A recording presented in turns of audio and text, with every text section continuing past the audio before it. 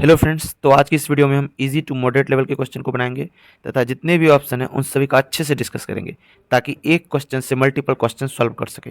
तो वीडियो को स्टार्ट करने से पहले जो भी फर्स्ट टाइम चैनल पर विजिट किए हो, चैनल को सब्सक्राइब कर लेना ताकि वीडियो का नोटिफिकेशन आपको मिल सके।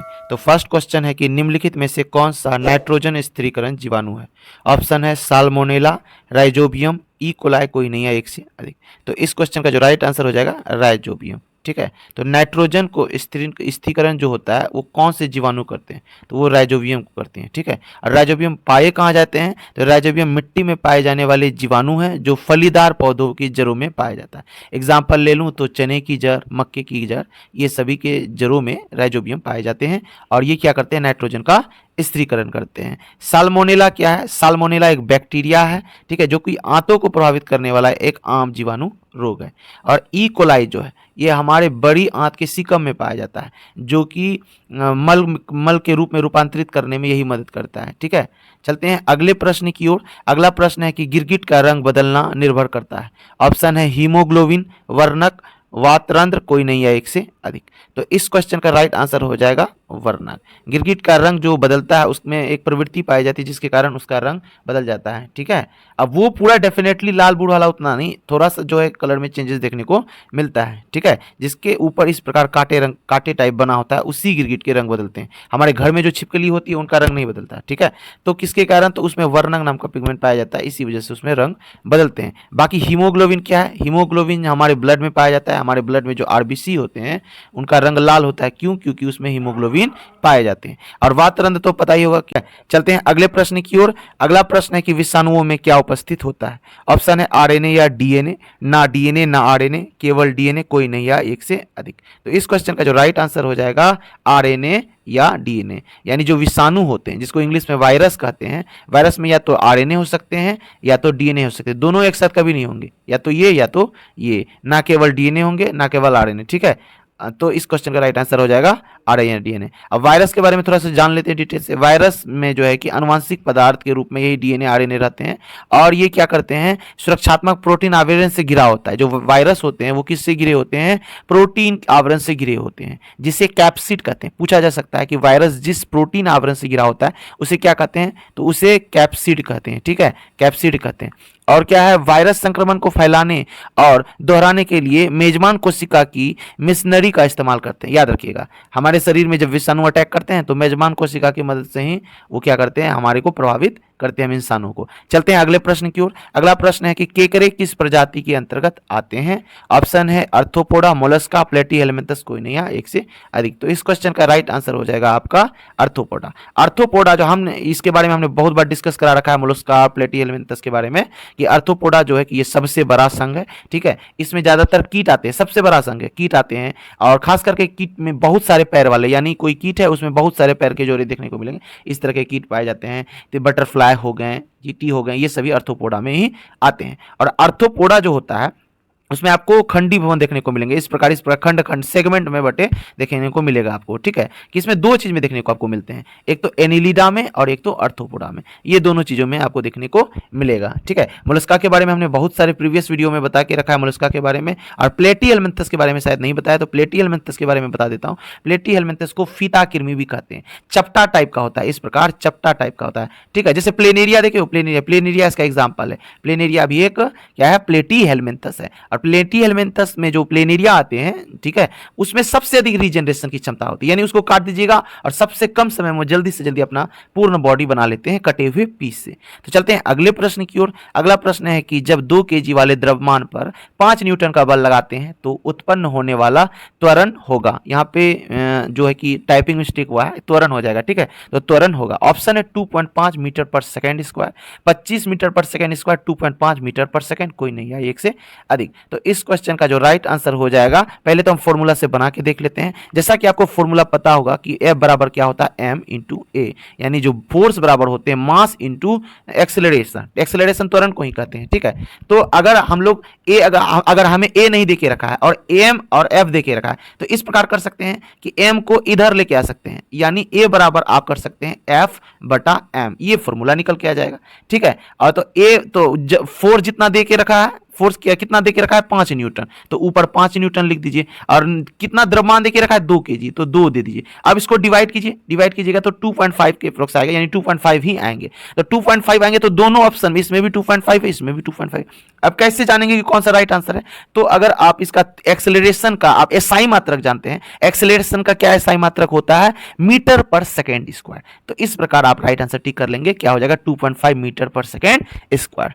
तो इस प्रकार कुछ फॉर्मूला आपको याद रखने होंगे। चलते हैं अगले प्रश्न की ओर। अगला प्रश्न है कि विकिरण के गुण निर्भर करते हैं। ऑप्शन है आवृत्ति पर, तरंगदैर्घ्य पर, प्रकाश पर, कोई नहीं है एक से अधिक। तो इस क्वेश्चन का राइट आंसर हो जाएगा आपका तरंगदैर्घ्य पर। ठीक है, विकिरण के गुण किस पे निर्भर करते हैं? तरंगदैर्घ्य पे। अब विकिरण क्या है इसके बारे में थोड़ा समझ लेते हैं। विकिरण एक ऊर्जा है, ठीक है, विकिरण वैसा ऊर्जा है जो अदृश्य तरंगों या किरणों के रूप में क्या करते हैं? यात्रा करते हैं, यानी गमन करते हैं। तो सीधी सी बात है, ये भी एक तरंग ही है, इसीलिए तारा अगर कोई चीज तरंग रहेगा तो निर्भर किस पे करेगा? तरंगदैर्घ्य पे। तो विकिरण एक तरंग है, अदृश्य तरंग, उसको आप देख नहीं सकते हैं, ठीक है। तो अदृश्य तरंग है तो वो तरंग है, तो निर्भर किस पे करेंगे? तरंगदैर्घ्य पे करते हैं। जैसे एग्जांपल ले लूं, अल्फा हो गए, बीटा हो गए, गामा हो गए, एक्सरे हो गए, ये सभी विकिरण है, यानी रेडिएशन है, ठीक है। चलते हैं अब अगले प्रश्न की ओर। अगला प्रश्न है कि पृथ्वी का पलायन वेग क्या है? ऑप्शन है 11.2 किलोमीटर पर सेकेंड, 18.2 किलोमीटर पर सेकेंड, 11.2 किलोमीटर पर मिनट, कोई नहीं है एक से अधिक। तो इस क्वेश्चन का राइट आंसर हो जाएगा 1। अब आप समझ लिए पलायन वेग क्या है। पलायन वेग वैसा वेग है जब किसी व्यक्ति या वस्तु द्वारा पृथ्वी ग्रह से गुरुत्वाकर्षण बल को पार करने के लिए आवश्यक न्यूनतम वेग, यानी पृथ्वी पे आपको पता ही होगा कि ग्रेविटेशनल फोर्स काम करता है, यानी कोई वस्तु ऊपर फेंकते हैं तो वापस नीचे की ओर आ जाता है, ठीक है।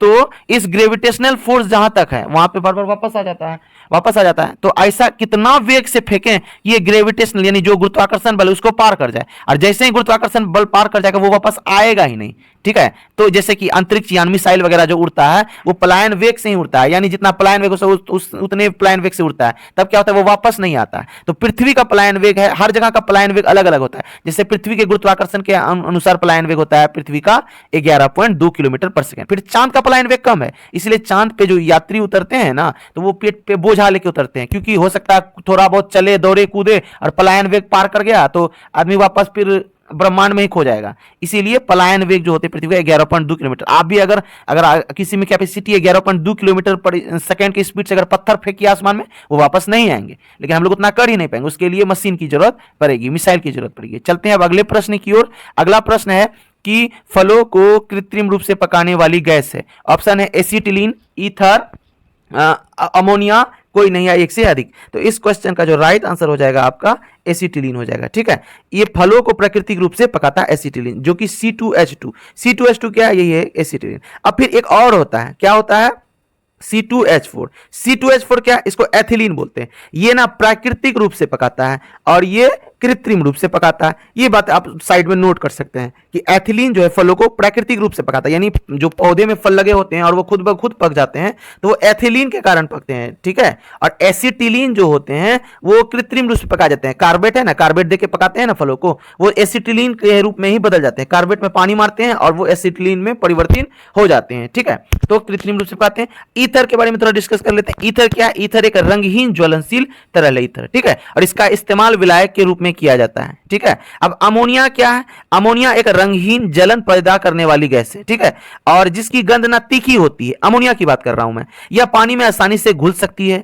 अमोनियम हाइड्रोक्साइड घोल बनाती है, यानी पानी में घुल कर क्या बनाती है? अमोनिया अमोनियम हाइड्रोक्साइड बनाती है। और इसका इस्तेमाल, अमोनिया का इस्तेमाल किसमें? उर्वरक में करते हैं, ठीक है, उर्वरक के रूप में, खाद के रूप में, और सफाई के रूप में भी इसका उत्पाद के रूप में इसका किया जाता है अमोनिया का। चलते हैं अब अगले प्रश्न की ओर। अगला प्रश्न है कि फोटोग्राफी में कौन सा अम्ल प्रयोग किया जाता है? ऑप्शन है फॉर्मिक अम्ल, सिट्रिक अम्ल, ऑक्जेलिक अम्ल, कोई नहीं है एक से अधिक। तो इस क्वेश्चन का राइट आंसर जो हो जाएगा आपका हो जाएगा ऑक्जेलिक अम्ल, ठीक है। फोटोग्राफी में इसका प्रयोग किया जाता है ऑक्जेलिक अम्ल का।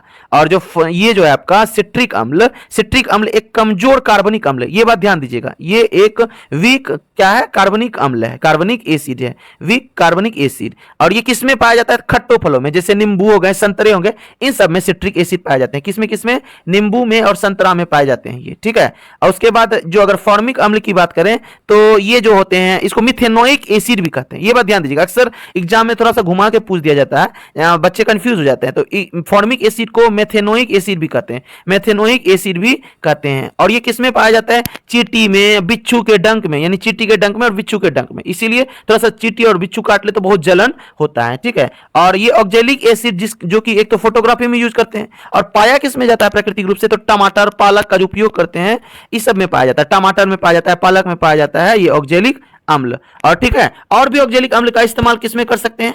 दाग हटाने में भी कर सकते हैं, जंग हटाने में भी कर सकते हैं, और फोटोग्राफी में तो करते ही। चलते हैं अगले प्रश्न की ओर। अगला प्रश्न है कि नाखून की पॉलिश को हटाने में प्रयोग होता है एसीटोन, यूरिया, बेंजीन, कोई नहीं है एक से अधिक। तो इस क्वेश्चन का राइट आंसर हो जाएगा एसीटोन, ठीक है। नाखून को जो है कि पॉलिश जो लगाते हैं उसको हटाने के लिए किसका प्रयोग करते हैं? एसीटोन का प्रयोग करते हैं, ठीक है। और यूरिया का प्रयोग, यूरिया तो हमारे मूत्र के, जो मनुष्य के मूत्र होते हैं उसके साथ भी यूरिया निकलते हैं, और यूरिया का प्रयोग खाद और उर्वरक के रूप में भी करते हैं। और बेंजीन जो इसका इस्तेमाल, बेंजीन, ये रहा बेंजीन, बेंजीन का इस्तेमाल प्लास्टिक, रेजिन, नायलॉन और सिंथेटिक फाइबर बनाने में किया जाता है। और भी है बेंजीन के इस्तेमाल कुछ तरह से रबर, स्नेहक, रंग, डिटर्जेंट, दवा और कीटनाशक बनाने में भी किया जाता है। ये सभी आप साइड से नोट कर सकते हैं।